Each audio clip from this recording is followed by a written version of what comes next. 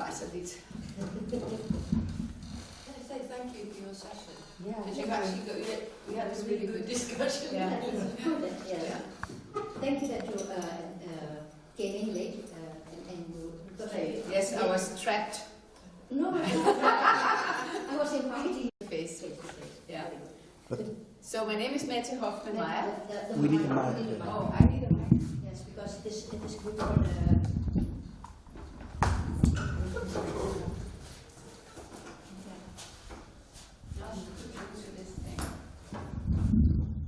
That's fine. I'll just do like this one. Yeah. So my name is Mette Hoffmann-Meyer. I have started 2 years ago full-time for an NGO that I was co-founding in 2004. I worked as head of documentaries at Danish TV for many years, and we are a lucky country that we have consumed lots of documentaries from all over the world, and I've also been able to commission films from local filmmakers, which we're supposed to brag a little bit here about our past, which I got multiple awards from Canada and America and Hollywood for actually supporting local filmmakers in Africa and India and South America, wherever they come from. You can say my expertise is storytelling, and over the years in this organization called The Why, I gave you this. We started in 2004, actually based on the project we did in South Africa, where we were a number of broadcasters, commission editors, who supported filmmaking by local South African filmmakers to do films on the pandemic in Africa at the time, on HIV/AIDS. So we had these local filmmakers telling local stories, and they were very powerful. Obviously, local filmmakers has a very intimate but also very concrete knowledge about what's going on in their local societies and the impact that HIV/AIDS had. Anyway, so we decided to work this way, a number of broadcasters together. We would found a kind of an umbrella organization at the time called STEPS, where we would produce bigger topic and issues together. So in 2004 we decided to commission 10 films from all over the world, topically and geographically spread, but under the theme of democracy. So it was called Why Democracy. And these films got out to, I can't remember, 49 TV stations, including BBC and BBC World News, but also, you know, all the other public service TV stations, but actually also into Africa and Brazil and all other places on the earth. And these films were really great. We won an Oscar for one of them, but they also had a hugely long life afterwards. They were used educationally in England at Open University. They teach one of the films, or several of them, at Harvard about democracy. It's a little Chinese film called Please Vote for Me that you should have a look at if you've never seen it. It's become a classic. Please Vote for Me. It's about an election in the Chinese school class. Please Vote for Me. It's a wonderful film. And that's still now, more than 10 years later, still being used all over the world, and also on TV. Every time there's an election, a lot of broadcasters show this film again and again. And we thought it was a good success to work together as broadcasters through this umbrella organization. So we decided to do poverty as the next theme. Actually, I found my first papers on poverty I called it Why the Gap. But now we just show how fast things are going, because I think we must have talked about the next theme in 2008 or something. And nobody would approve on the gap. They thought it was a weird thing. I found out this gap thing, because the gap was not in our vocabulary. There was no focus on the gap, the inequality at the time. There was a focus on poverty, but not the inequality. But when the films were completed in 2012, and we called it Why Poverty, we should of course have called it Why the Gap, because then suddenly everything was about inequality and not purely on poverty. But Why Poverty was 8 films on poverty and inequality around the world, made by local filmmakers, and also some of them really had huge impact. One of the films, called Stealing Africa, basically changed the OECD reporting system. So it's a little detailed maybe, but it was about tax evasion in Africa and how much money was leaving Africa without tax. Basically how the big firms exploit, the commodity companies exploit Africa.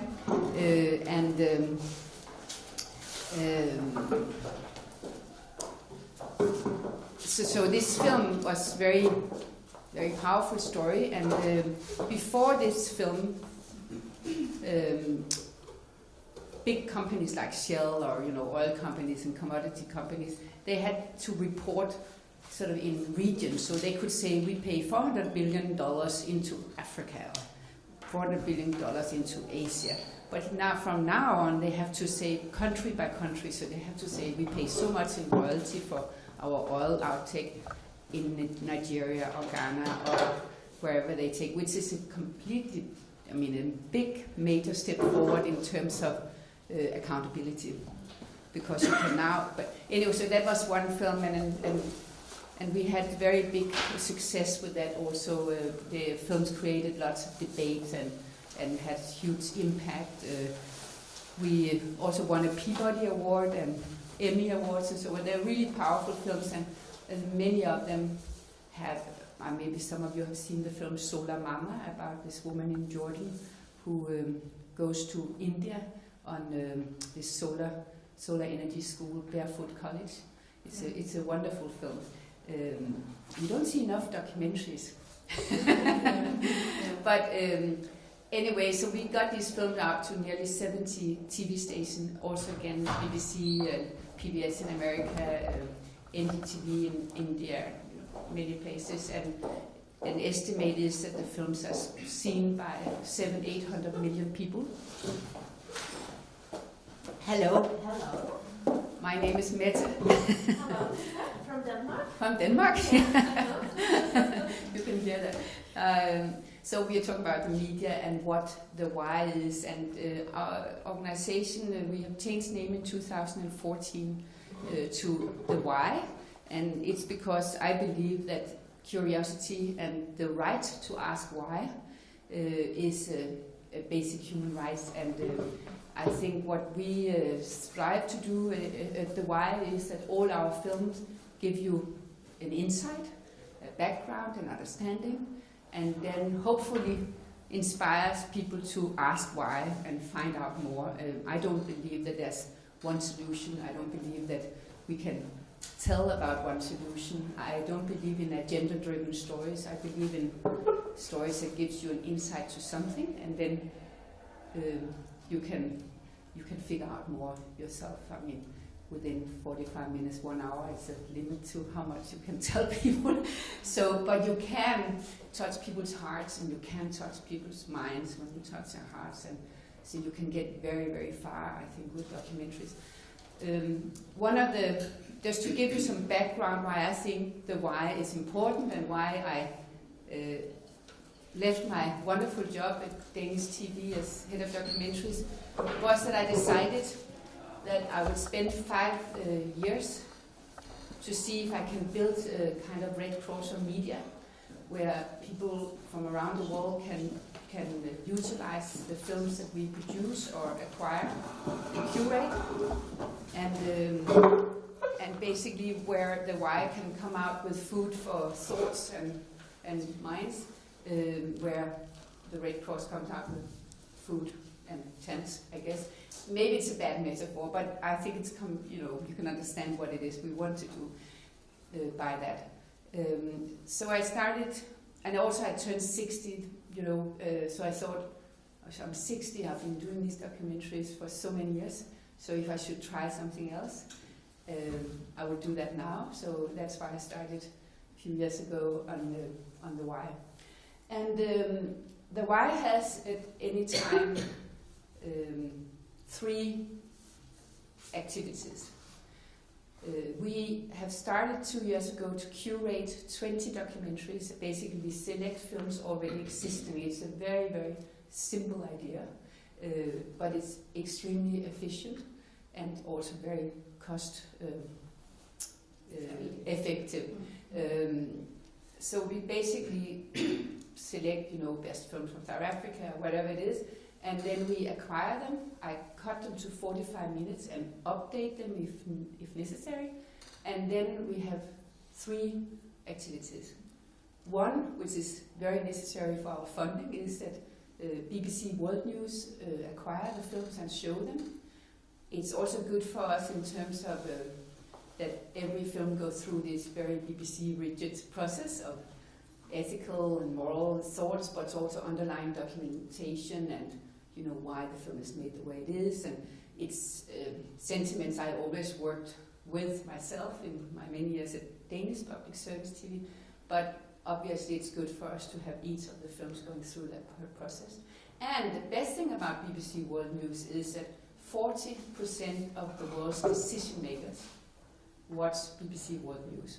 So Mugabe probably, but also CEOs, CFOs, presidents, politicians, everybody watches BBC World News, or at least 40% of them is estimated.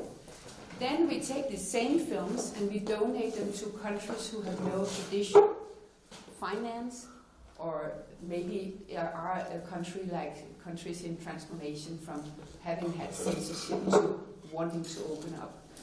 And just to give you some examples of these countries, is since these 2 years we have done world stories, we call it world stories. We have got up to 24 countries.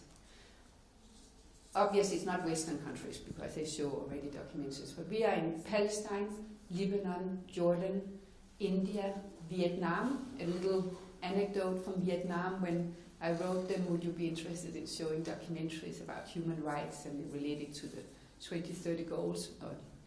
Then they wrote back, could they be allowed to see the films first? And for somebody like me, that's of course an indicator of how new it is basically to be able to choose what you want to show.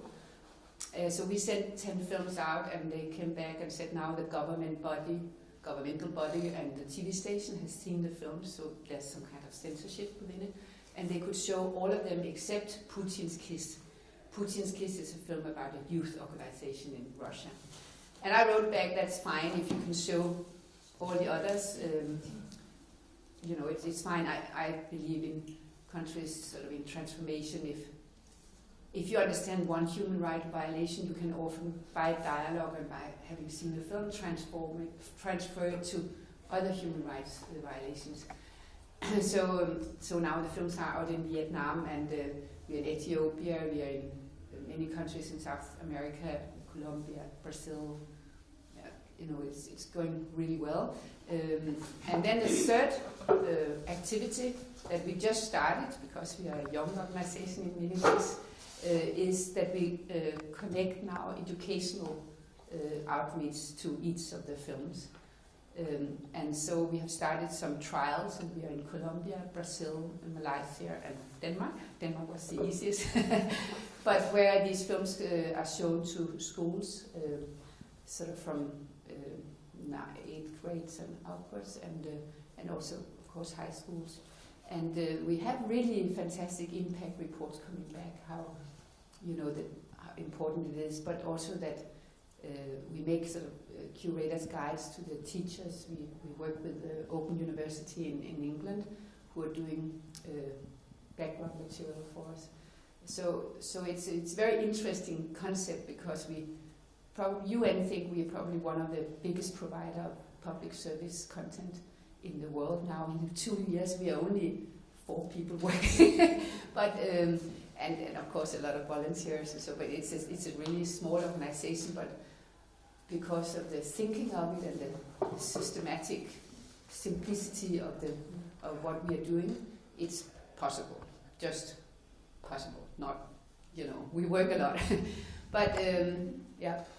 Just explanation. So you buy the documentaries at the BBC World, the rights, and then you distribute it to other countries. Is that the concept? Yeah, the concept for some of it, not all of it, but this World Stories. Did you get one of these? Yes.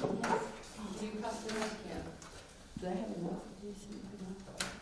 I have some more. So World Stories is one project, and there we curate, just like in an art gallery, we select 20 films, the best we of course think from all over the world. And then we have 3 activities for these films. Yes. One is to go out on BBC World News. Yes. And then we donate them to less fortunate countries where they have no tradition or money or possibilities. Maybe they have censorship or so. We try and see if we can penetrate that. For instance, in Russia, the films are shown on TV Rain, which is an online TV channel. BBC World and then... No, BBC World shows the films on BBC World, and we then, the same films. Yes. The BBC has nothing to do with that. We then contact all these broadcasters. Yeah? So they go out on BBC World News. But what about the rights of the film? We buy the rights to the films. Oh, I see. So we buy global rights to the films. Okay. Yeah. And then BBC has satellite rights, and then we donate local languages in Arab. Everything is local languages. Just to give you a background, how I think it's really important the distribution of the films in these new countries is that only 1 billion people cannot read and write. But obviously, and if you all have traveled, I've traveled a lot in countries with literacy, and so they are fantastic storytellers. So if you have a very, very good story, everybody can understand it's a good story. You don't have to go to school, you don't have to do anything, just have to watch the film, and you'd understand even quite complex topics. 4 billion, and I'm not sure that is right, but I have read it 3 places, but it's sort of an estimate UN has as well. 4 billion people only speak their own local language, are not fluent maybe in the main language in the country. So again, if we can reach these people who with local language version, that's of course what we really want to do. Only 35%, and that will probably surprise you, have access to the internet. So 35%, so basically us sitting here in main cities, but even here we can't get access in this building. So we are actually far away from everybody being able to. I hear that often, especially in American foundation where I beg for money. They say, oh, but you just put the films on the internet. But actually you cannot put the films on the internet, and also people don't find them at the internet. But if you can go out on local language, local TV, even where they sit with a battery-driven, generator-driven TV in Myanmar or Africa, so you can reach new audiences. Yeah. So then, do you translate to the local languages or dub, subtitle? We dub them. But I'm not going to show you.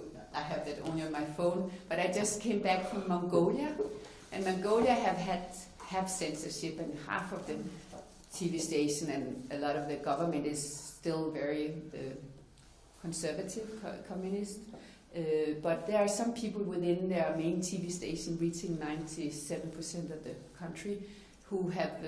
We launched the World Stories there, and it was a major thing. I mean, live TV, 9 o'clock, with the Missioner of Human Rights, the Director General, a woman who has been fighting for free speech in Mongolia. We had this debate after they ran the first film, and then so it was a major thing in Mongolia, something that I don't know, at least I do, take for granted. In Northern Europe, you can turn up your TV and you can see a great documentary every day, more or less. But in these countries, it's rare, and it's a really big transformation. And if we can come in there and show great films from the world, the first film they have chosen in Mongolia, and it's completely dubbed, actually by young actors. So they've asked young actors to dub them for free. It's quite expensive. So that's our biggest cost is language versions. But it was a film about sexual abuse of children and how to heal them in the conversation you have. And it's a very, very emotional, but it's also it's very ethically, it's very nice. Nice, I don't know, it's the wrong word, but you know what I mean. You don't exploit anyone in the film, and all these things, sensitivities you need to have when you have these subjects that we tend to deal with, and also when you relate to the 2030 goals, it's quite tough subject sometimes, but you can find ways to tell stories where it's okay. And they were very excited about this because obviously they have also had sexual abuse stories in their country, but nobody spoke about it. It's a taboo. So the children's rights head was also part of the dialogue on TV, and they were very excited about it. And of course, for me, who started this organization, it was very rewarding for me to go there and see how important it is, something that we in Europe take for granted, that you just have access to these stories. Anyway, so that's a little bit about what we're doing with World Stories. Then every 2 or 3 years we do a big why. And we did, as I said, some of you were not here, we did Why Democracy in 2007 and Why Poverty in 2012. Then I did a little Scandinavian Why Women in 2016 because we had the Women Deliver conference in Copenhagen. So we did some 3 or 4 films about women's rights. And now we are doing Why Slavery. So we're actually in editing now of 6 new films. You asked if it was new films. The World Stories is acquired films, completed films. But then we produce new films as well. And I just I thought we were very few, but I hope we can. Now we've expanded a bit. But I'll show you a trailer we have done. The reason we are doing Why Slavery was I went to the Clinton conference in New York in 2012, where President Obama, he was speaking about modern slavery. And in the audience, I was got in for free as a journalist, so I was way back in the corner. But all the audiences was people from Goldman Sachs and Gates and important people. And I thought, since he would spend 30 minutes of his time only talking about modern slavery, that it probably was more systemic than I had thought. I mean, I've always at my TV station showed films about trafficked women and children, forced labor once in a while, but not as a sort of event. And so we have made this trailer based on our material, what we have shot. And I hope you can see it. Justice, the outrage of human trafficking, which must be called by its true name, modern slavery. I do not use that word slavery lightly. It evokes obviously one of the most painful chapters in our nation's history. When a woman is locked in a sweatshop or trapped in a home as a domestic servant, alone and abused, that's slavery. When a man desperate for work finds himself in a factory or on a fishing boat or in a field, working and toiling for little or no pay and beaten if he tries to escape, that is slavery. When a little girl is sold by her impoverished family and then imprisoned in a brothel and tortured if she resists. I will not sit and watch this kind of shit. Barbaric. We are not animals. And it is evil. Human trafficking is not a business model. It is a crime. A teenage girl beaten. We see you. We hear you. No child should ever be exploited. That has to be burned into the cultures of every country.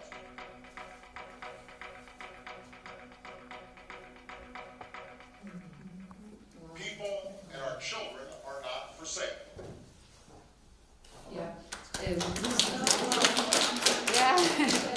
I think visuals are very powerful. I'm struggling to be allowed to show it at 5 o'clock, but I'm not sure they can manage to show visuals. What? They had to go to the screens. They had a technical problem yesterday. Okay. We had a Okay. something was. Anyway, the launch has been exposed. I must have taken an older one. It will go out in October, around the 18th of October, which is Anti-Slavery Day. And we are with this supported by UN and the Nordic Council, but the films, and that is probably also interesting, but we try and get the new films funded completely by public service TV stations and film institutes. And that is because I think that there's a lot of films that are funded by a special interest group, and I feel that it sort of sometimes are bending stories in various directions where it's very important for integrity and the trustworthiness of the film that there's no special interest group funding the film. When the films are finished, then we already now have a lot of relationships with anti-slavery groups in Vietnam, in India, and everywhere where they're going to use our films for outreach and education, and of course that's very good. But we try to, if possible, to have the films funded by broadcasters and film institutes and sort of neutral funders. And then in terms of the outreach, it's we try and get funding from everywhere. But right now we have an application at DFID, and I've heard that it's gone through 4 committees or whatever, and it's now in number 10, which I guess it's a good thing. I have no idea. But we, of course, would mean a lot for us to get funding so we can go out in all the Commonwealth countries with the films for schools and outreach and stuff. So this is what we do. The next project we have decided, the board will be about plastic. So in 4 years' time or something, we will have a number of films on why plastic and why not plastic. That will obviously look at us. I mean, we try and make them always so it relates to us as human beings. What does it mean for us in terms of health, the sea, the water, the creams we use, all this? What are we going to do with all these plastic disposals? What else should I say? Maybe we should do questions. Yeah. You mentioned getting funding from film institutes, but how do they get their money?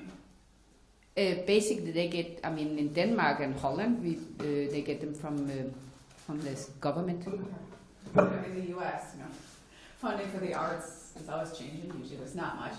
But then, what about major studios in Hollywood?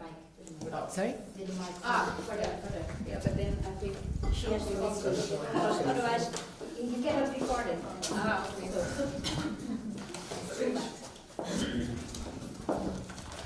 I'm curious, in relation to funding, what about the major studios in Hollywood? I mean, and I can see problems of how, they're tied, they've got their stakeholders that they have to please, so maybe they wouldn't be happy. But do they then donate money? Perhaps they donate money to the American Film Institute, and then it's more neutral than... No. I mean, there's so much money there. Yeah. Certainly I know that private individuals in the film industry donate money. But. Yeah. I mean... as much as I really love America, I have to say that I've got so many awards in America.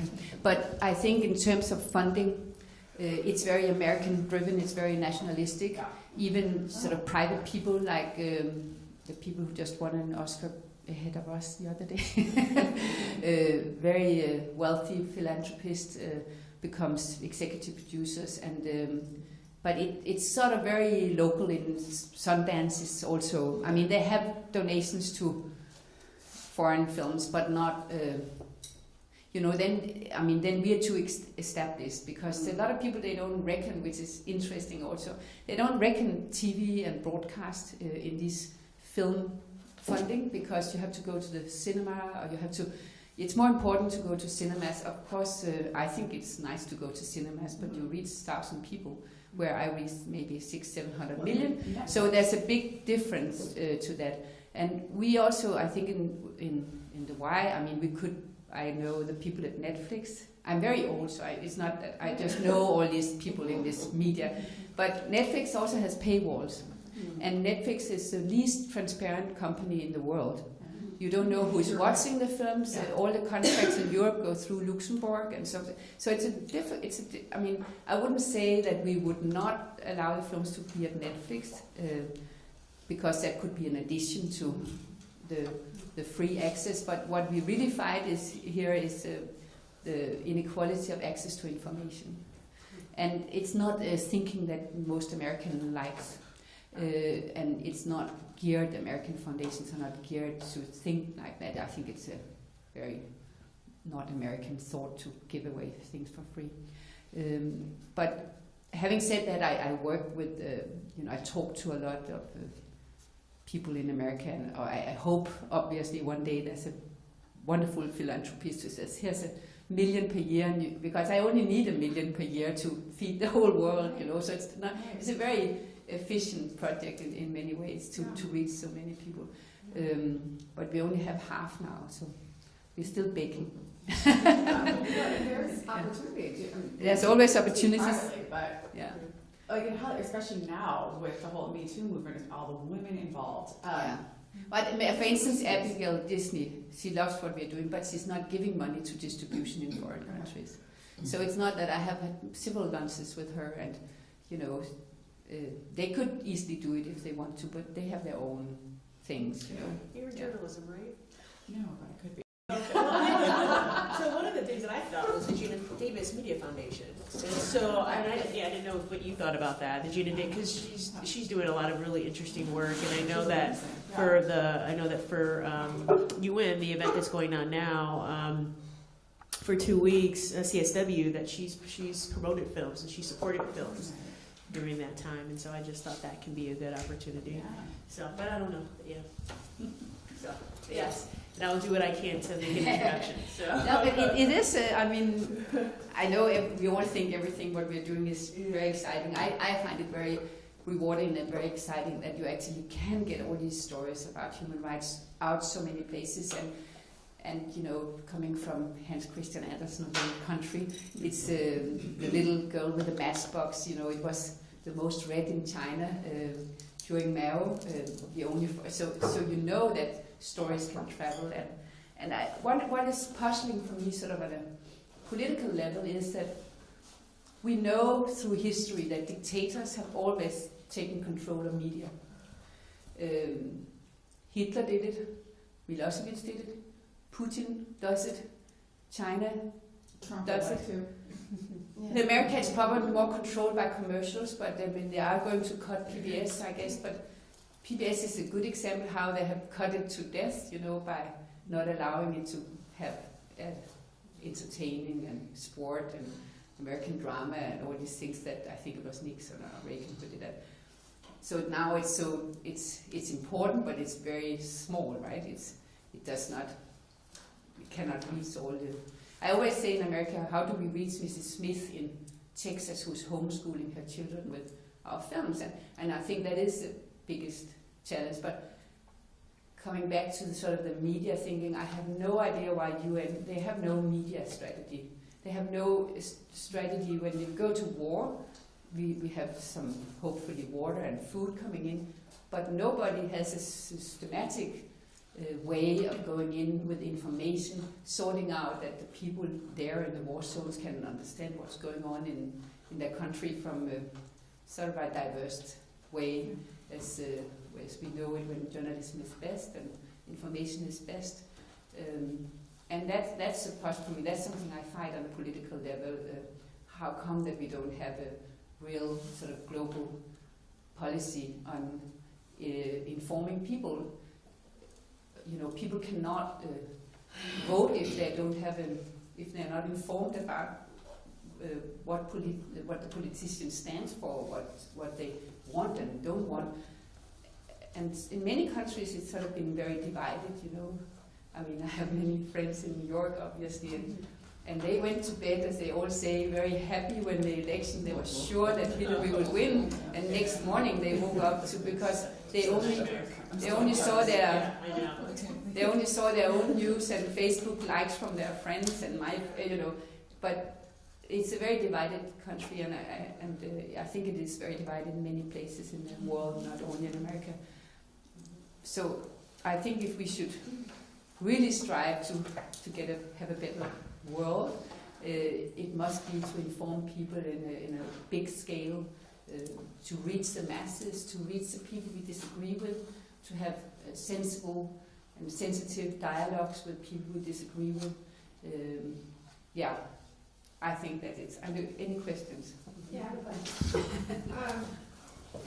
I'm very interested in how you operationalize your project. So aside from the films, like how much time you and your team spend negotiating with whoever in the different countries, like how The broadcasters. Yeah, that must take a lot of your.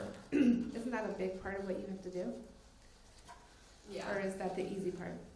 I don't know. You do it once and then that's it, right? You have one deal and then they get 60 films. Oh, okay. But how many countries are you in? With so it varies. World Stories, we are, in addition to BBC in Arab and Farsi, 24 countries. That's Mongolia, Palestine, Lebanon, Vietnam, India. The WEF projects, Why Slavery, we would go out in probably 70 countries, because when it's new films, it includes also, of course, Western, all the funders, which is BBC, CNN, ZDF in Germany, E&O here in Holland, Swedish television, Danish television, Japanese television, Canadian television, all these broadcasters have sort of pooled their money so we can produce these 6 films. So that's why there's a little difference between World Stories outreach and how many countries we reach, and then the WEF, which is many more because it includes also the Western countries, Spanish. Yeah. But that takes a long time to get the Western broadcasters on board, because they have to pay.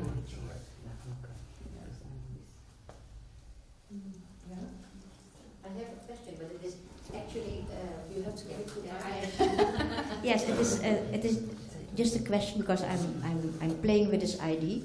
It is something about Danish history which is unknown, really. Because if I tell you the story, you would have never known something about your Danish history related to my country, Suriname, which has to do with slavery, which has to do with contract laborers. Are you interested in making such a documentary? Because we have all the materials, we have everything. I have been to. You mean about the original slavery? The historical slavery. Historical. Yeah. Contract labor. Yeah. In the past.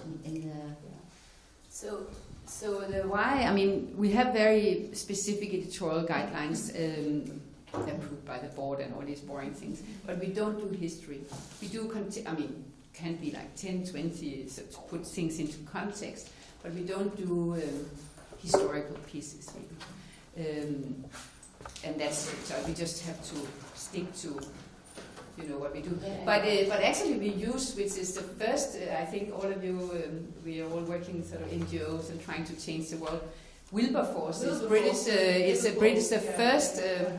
The first activist, you can say, maybe in the world. And it was amazing what he did, but he did say, you might want to turn your head away, but you can never again say you did not know. And that's sort of the mantra of our white slavery, modern day slavery. But he actually had small pins people could put on their clothes, and he traveled around in England and talking about it, and they made these drawings how close the slaves were in the ships, and that was kind of what really an eye-opener at the time.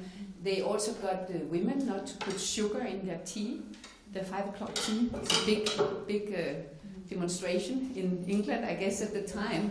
But there's a very good book called Out of the Chains, I think it's called, Out of the Chains, which is about the historical slavery and the first activism in the world, I guess it is, to end slavery at the time. But that activism was actually, I think, probably started by an African called Equiano Ladia. Yeah, that is true. Wilberforce He's came in the book. after I know he's in the book as well. But I think the idea of the actions. But you're absolutely sure he was freed. Wrote a book Yeah. because he became free. Yeah, exactly. And he wrote a book that they then started to look at to say Wilberforce and his people to say. Yes. Yeah, you need the film. But I agree. You're right. Yeah, I was just adding that, in fact, an African, not just Wilberforce, but an African, because the Africans were actually, he was a free African, but even Africans who were not free were actively involved in destabilizing the economy of enslavement. So then it became uneconomical. Not just because of the activism, but because of the behavior of the enslaved.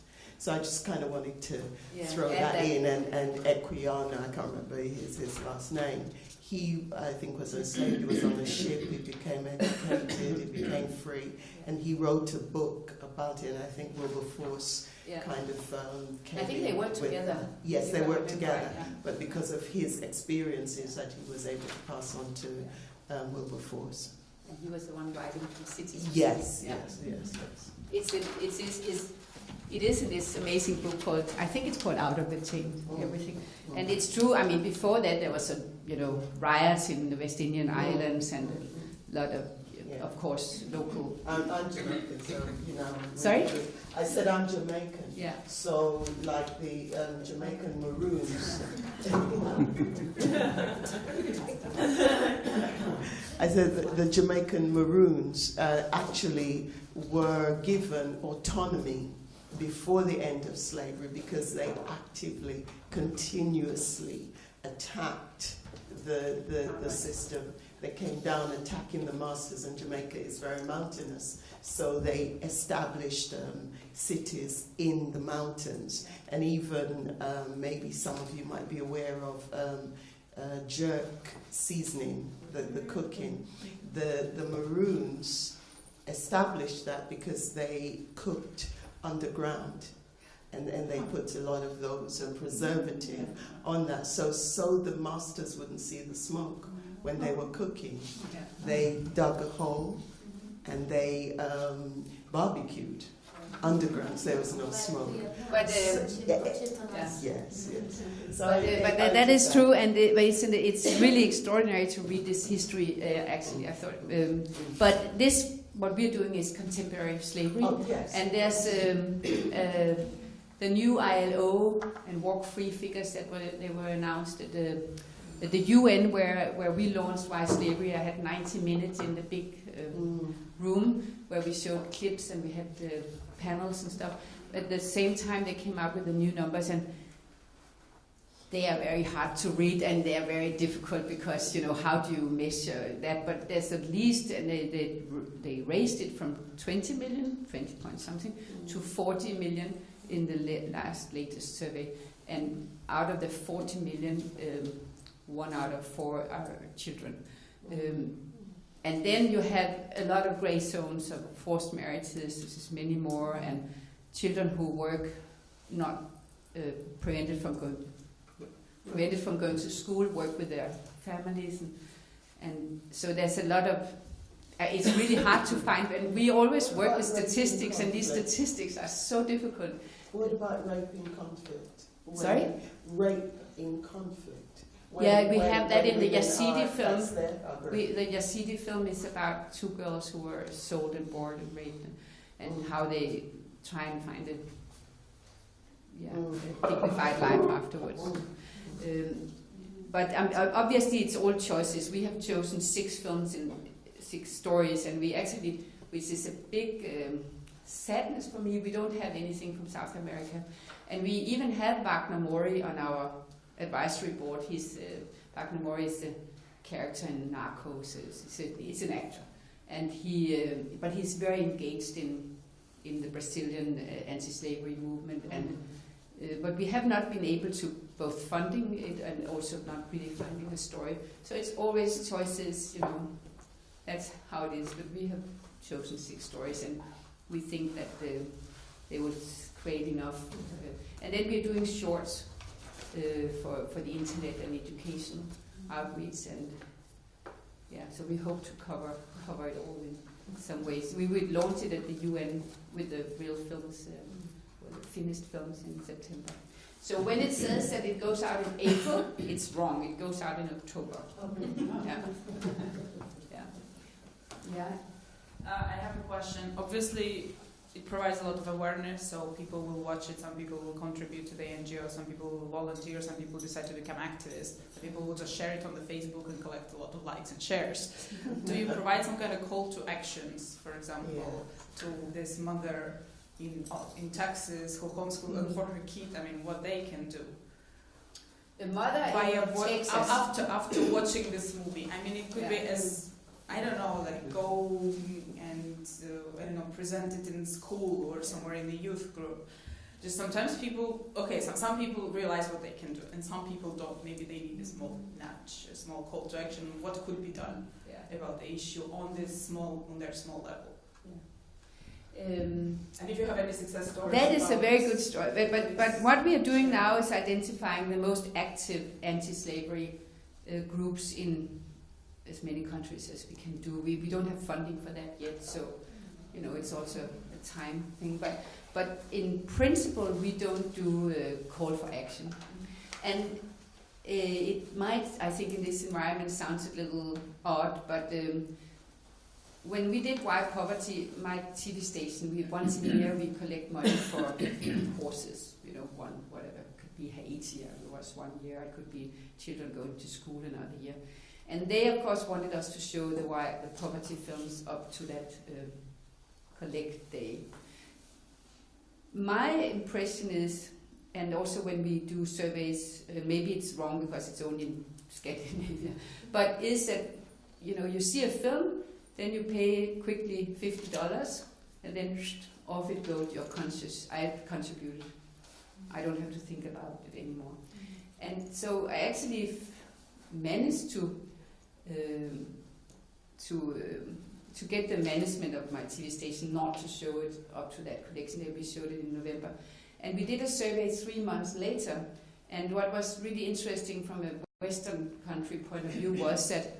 1/3 of the population saw the films, so that's quite many, and half of them had changed their minds on staying on focus on poverty and inequality, which is also to get people to change their minds is a big thing. You know, when you do surveys, they analyze and people say that, you know, we have our opinions and that's it, and we don't change much. You know, we think this is the right way to go, but.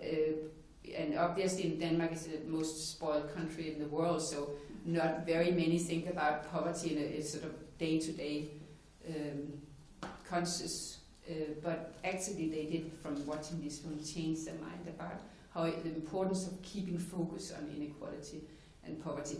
And that is, of course, in the long run important, because who do you vote for next time? Is it the ones who wants to cut foreign aid, or is it the party who wants to improve it, or at least stick to what you do already?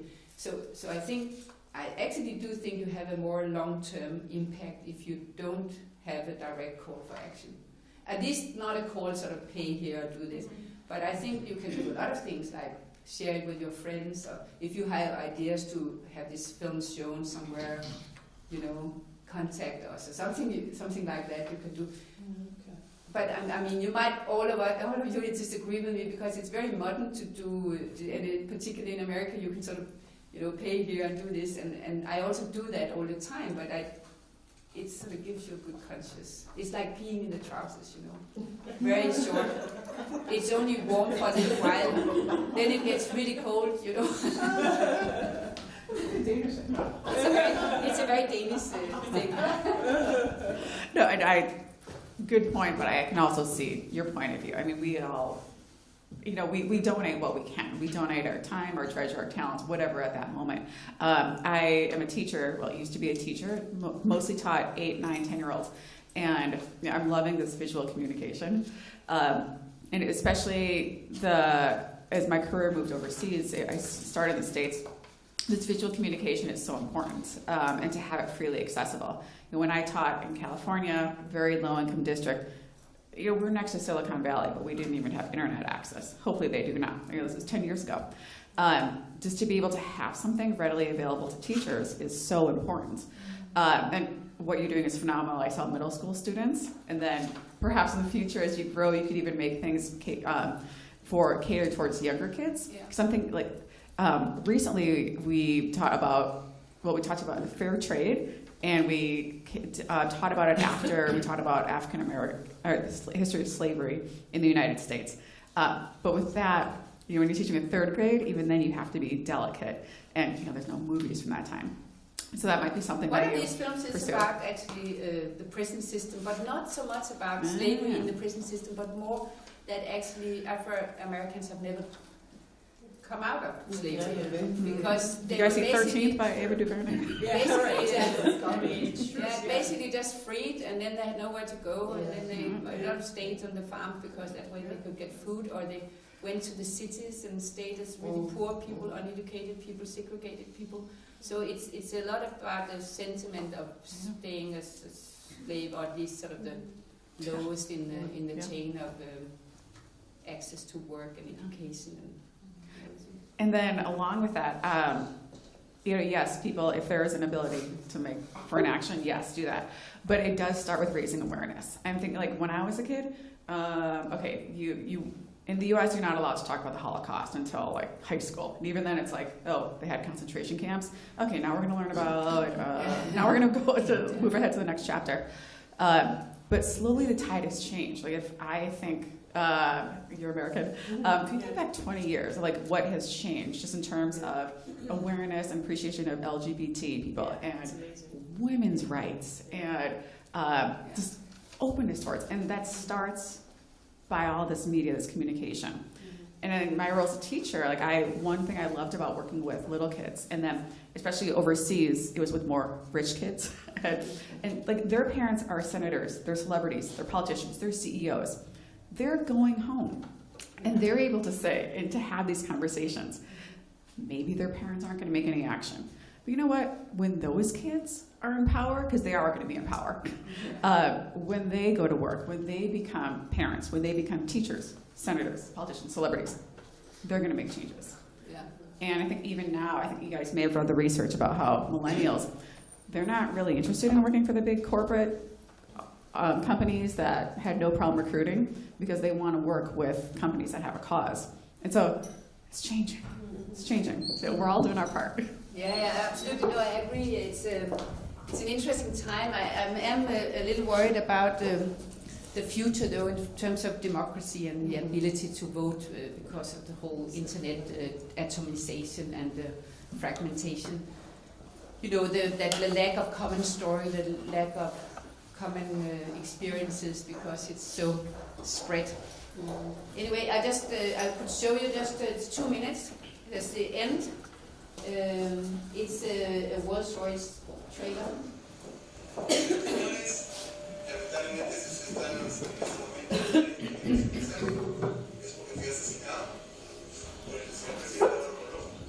Can you see? He says, if you see this, I will be dead because the president has killed me.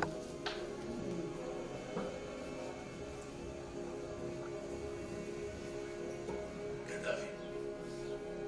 He attacks us first, trying to kill us all, but then we killed him and we're still in his house. See, that's good.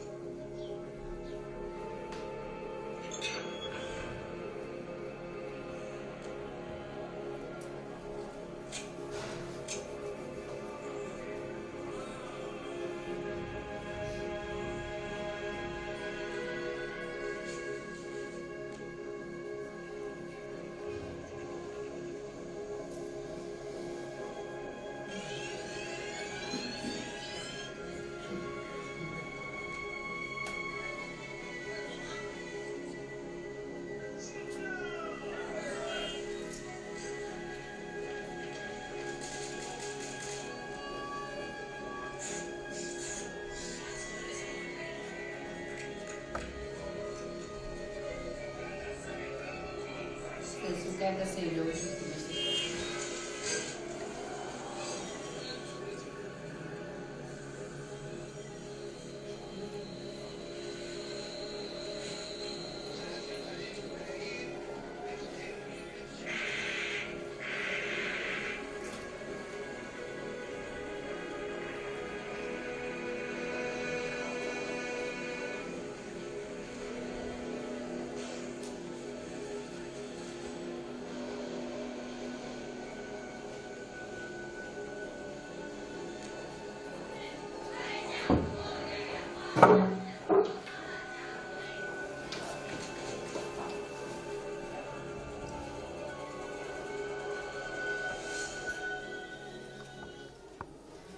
Thank you. But if any of you are going to the UN for the women's, I can't remember what they call it, the 21st of this month or something? It's probably what's going on next week. Yeah, okay, we're showing some of the films there in some little Danish mission.